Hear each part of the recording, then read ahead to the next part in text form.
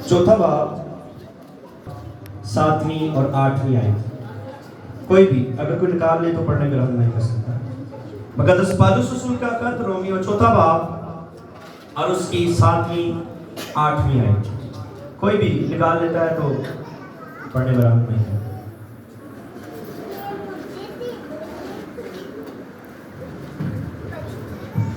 कोई भी बहन भाई अगर निकाले तो पढ़ने में रहनुमाई कर। ये मैं आप लोगों की ज़बान में भी पढ़ सकता था, लेकिन बाइबल से पढ़ाना बहुत ज़रूरी है। मसीह यीशु में आप सबकी सलामती हो। खुदा के जिंदा और जिंदगी बख्श कलाम में से देखेंगे रोमियो की कलीसिया के नाम पौलुस रसूल का खत, उसका चौथा बाब, उसकी 7वीं और 8वीं आयत। खुदा के कलाम में यूं लिखा है, चुनांचे जिस शख्स के लिए खुदा बगैर माल के रास्तबाजी मसूब करता है, दाऊद भी उसकी मुबारक हाली इस तरह बयान करता है कि मुबारक है वो जिनकी बदकारियां माफ हुई और जिनके गुनाह ढांके गए। मुबारक है वो शख्स जिनके गुनाह खुदा महसूब ना करेगा। खुदा का कलाम पढ़ा और सुना जरा हम सबके लिए बारिश से बरकत हो। आमीन। कलाम की जोरदार तालीम बजा दीजिए। Hallelujah hallelujah hallelujah hallelujah hallelujah hallelujah hallelujah. बच्चों की आवाज आ रहा है। खुदा का बंदा मुक़द्दस पौलुस रसूल कहता है कि दाऊद क्या कहते हैं कि मुबारक वो शख्स है जिसके गुनाह खुदावंद क्या करेगा, बगैर किससे, किसके बगैर, बगैर ईमान के क्या करेगा, क्या करेगा। दोबारा पढ़ो। चुनांचे जिस शख्स के लिए खुदा बगैर माल के रास्तबाजी महसूब करता है, दाऊद भी उसकी मुबारक हाली इस तरह बयान करता है कि मुबारक है वो जिनकी बदकारियां माफ हुई और जिनके गुनाह ढांके गए। मुबारक वो लोग हैं जिनकी बदकारियां और जिनके गुनाह, वो कौन लोग हैं? फरिश्ते हैं। कौन लोग हैं? हम लोग हैं। और जिसकी बदकारी माफ हुई है उसके गुनाह को खुदा कभी याद भी नहीं करेगा। कौन से गुनाह? पास्ट प्रेजेंट फ्यूचर के गुनाह भी। ये प्रेजेंट टेंस लिखा हुआ है। ये इतना मैं समझता ये जरूरी नहीं है, लेकिन आपको बता देता हूं। अगर यूनानी ज़बान में पढ़ते हैं, हम जब इसकी स्टडी कर रहे थे ग्रीक में, तो हमारी बाइबल मुक़द्दस में 5वें बाब की पहली आयत पढ़ना, इसी बाब की, इसी बुक की। बस जब हम ईमान से रास्तबाज ठहरे तो खुदा के साथ अपने खुदा यीशु मसीह के वसीला से सुलह रखें। क्या रखें? अब ये मैं बता रहा था, क्लास ले रहा था, तो मैंने बताया उनको कि यहाँ पे ये जो थोड़ी सी ट्रांसलेशन है, थोड़ी सी चेंज है। जब ईमान से रास्तबाज ठहरे तो खुदा बाप के साथ हमारी क्या है? सुलह है। ये नहीं कि सुलह रखें। We have peace with God. खुदा के साथ हमारी ऑलरेडी सुलह है। और किसकी वजह से ये है? खुदावंद यीशु मसीह की वजह से है। और जिस दिन आप यीशु मसीह पर ईमान रखते हैं, उसी दिन से खुदा आपके गुनाहों को खत्म कर देता है। हम सुनते होते थे कुछ आदमी से, वो कहते थे जब वहां पे जाएंगे बड़ी एलसीडी लगी होगी और वहां पे जो जो आपने किया होगा आपका सारा दिखाया जाएगा। यहाँ आपने ये किया, यहाँ ये किया, यहाँ ये किया। तो हम बड़े प्रेशर में आते तो डर जाते थे। लेकिन खुदा ने जब ये भेद मुझ पर खोला कि बेटे ऐसा नहीं है, मैंने अपने बेटे को दुनिया में इसलिए भेजा है कि जो उस पर ईमान लेकर आएगा मैं उसके गुनाहों को याद नहीं करूंगा। और मैं वो खुदा हूं जो बातों का सच्चा हूं। मैंने कहा है ये होगा।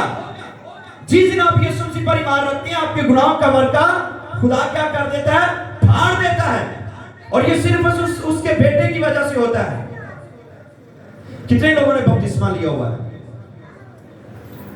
Very good. कितने लोगों ने यीशु को कबूल किया हुआ है? ये दो सवाल अलग अलग है। मैं हर दफा पूछता हूं, क्यों पूछता हूं? बपतिस्मा लेना और यीशु को एक्सेप्ट करना दो अमल अलग है। कुछ लोग बार बार बपतिस्मे ले रहे होते हैं, बार बार बपतिस्मे ले रहे होते हैं। बपतिस्मे ने आपको नहीं बचाना है। बचाना किसने है? यीशु को अपने दिल से एक्सेप्ट करना। और जो यीशु मसीह पर ईमान रखता है उस पर सजा का हुक्म नहीं होता। यूहन्ना के दिल 3 बाब की 16 में क्या लिखा हुआ है? क्योंकि खुदा ने दुनिया से ऐसी मोहब्बत रखी, उसने अपना इकलौता बेटा बख्श दिया ताकि जो कोई इस पर ईमान लाए हलाक ना बल्कि हमेशा की जिंदगी पाए। 7 में क्या लिखा है? खुदा ने अपने बेटे को दुनिया में इसलिए नहीं भेजा कि दुनिया पर सजा को हुक्म करे, बल्कि इसलिए कि दुनिया के वसीला से निजात पाए। 18 में क्या लिखा हुआ है? जो खुदा के बेटे पर ईमान नहीं रखता उस पर सजा का हुक्म हो चुका, और जो उसके बेटे पर ईमान लाता है उस पर सजा का हुक्म नहीं होता। रोमियो 8 बाब की पहली आयत में लिखा हुआ है, अब से जो मसीह यीशु पर सजा का हुक्म नहीं है। यूहन्ना के पहले खत में 4 बाब की 7वीं आयत में लिखा हुआ है, जैसा मसीह खुदावंद इस वक्त बाप के दाहिने हाथ बैठा है, वैसे ही हम सारे इस दुनिया में हैं। खुदावंद यीशु मसीह कैसा है? ये नहीं कि यीशु मसीह जब अपनी बादशाही में आएंगे तब वो वैसा बनाएगा। लिखा है अभी प्रेजेंट जैसा यीशु है वैसे आप हैं। एक बहन गवाही देती है, कहती कि मुझे ब्रेस्ट कैंसर हो गया और मैं हॉस्पिटल में बैठी थी, तो मेरे पास खुदा के खादम आए, उन्होंने कहा कि जैसा यीशु है तू वैसी है। यीशु को कोई बीमारी है वहां पे? उसने कहा नो सर। यीशु को कोई कैंसर है? उसने कहा नो सर। उसने कहा यीशु किसी बीमारी से जूझ रहा है? उसने कहा नो सर। उसने कहा फिर जैसा यीशु वैसी तू ईमान रख तो शिफा पाएगी। तो कहती उस दिन से मैंने अपनी डायरी पे लिख लिया, जैसा यीशु वैसी मैं हूं, जैसा यीशु वैसी मैं। कहती हर रोज मैंने सुबह शाम उठना, कहना, मेडिसिन खानी, यीशु जैसा तू वैसी मैं हूं। कहती कुछ दिनों के बाद डॉक्टर ने रिपोर्ट चेक की, क्या किया है? रिपोर्ट के अंदर कैंसर का जरा तक नहीं आया। किसने ठीक किया है? उसने कहा जैसा यीशु वैसी मैं हूं। हालेलुया। तो जैसा खुदा है, जैसा हमारा यीशु मसीह है, वैसे हम इस दुनिया में हैं। वो पाक है, हम क्या हैं? हम पाक हैं। आप लोग पाक हैं? आप लोग पाक हैं? जो कहते हैं पाक बात खड़ा करें। यही बात मैं आपको सिखानी है। अगर आप कहते हैं मैंने पाक हूं, आप यीशु के खून की तौहीन करते हैं। आप कहते हैं मैंने यीशु को कबूल किया, लेकिन कहते हैं मैं पाक नहीं हूं, जिसका मतलब यीशु के खून में ताकत ही, पावर ही नहीं कि आपको पाक कर सके। आप कहते हैं मैं पाक हूं, तो फिर यीशु को शुद्ध वेल्डर बेटे मेरे लहू ने तुझे वाकई पाक कर दिया। अगर आप कहते हैं मैंने यीशु को कबूल किया बपतिस्मा लेने के लिए कि मैं नापाक हूं, यीशु कहते हैं तू मेरे खून की तौहीन कर रहा, भेड़ बकरों छतरों का लहू पाक कर सकता है, तो क्या मेरा लहू तुझे नहीं पाक कर सकता? बनी इस्राएल जब मुझे मिस्र में से निकल कर आए, तो कलाम लिखा जब खुदा ने कवानीन दिए तो वो हर रोज जो गुनाह करते थे उसकी कुर्बानी करते थे और खुदा उनको माफ कर देता था। और साल में, ये जरा जो बाइबल के मेरे स्टूडेंट बताएंगे, साल किस महीने किस तारीख को कफारे का दिन था? 7वें महीने की 10वीं तारीख को कफारे का दिन था, जब पूरी कौम के लिए सरदार काहिन जो था वो क्या करता था? कफारा लेकर आता था। कहां पे? कहमा जतमा के अंदर। जो कहमा जतमा था उसके अंदर पोर्शन थे। आम दिनों में काहिन जाते कुर्बानी करते, लेकिन पाक तरीन जो मकाम होता था एक पर्दे से ढका हुआ था, उसके अंदर जाने की इजाजत नहीं थी। सिर्फ सरदार काहिन जाता था साल में एक बार, और वो भी जिस दिन जाना होता था सारी रात रोजा रखती थी बनी इस्राएल कौम, और वो रोजे में ठहरते अपने आप को पाक करते कल जाने के लिए, और अपनी कमर पर वो पटका बांधते घुंघरों के साथ, ताकि अगर ये अंदर मर जाए खुदा की हजूरी से, अगर इसकी जिंदगी में अगर छोटा सा भी गुनाह या गलती होगी इसने वहीं पे मर जाना है, क्योंकि खुदा ने कहा हुआ है, तो फिर हम इसको बाहर खींच लेंगे, अंदर भी नहीं जा सकते, जो जाएगा वो मरेगा। और कलाम में लिखा है जब सरदार काहिन अंदर जाता, वहां पे खून छिड़कता, वहां पे खैमा जतमा के अंदर क्या था? खैमा जतमा के अंदर क्या चीज पड़ी हुई थी? अहद का संदूक। और अहद के संदूक के अंदर क्या था? 3 चीजें, वो जो टैबलेट, जो तख्तियां दी गई थी जिनके ऊपर खुदा ने 10 हुक्म दिए, तो एक हरून का आसा दिया, हरून का आसा था, और एक चीज थी वो बर्तन, मन सलवा की पहचान के बनी इस्राएल को खुदा ये खाना खिलाता रहा है।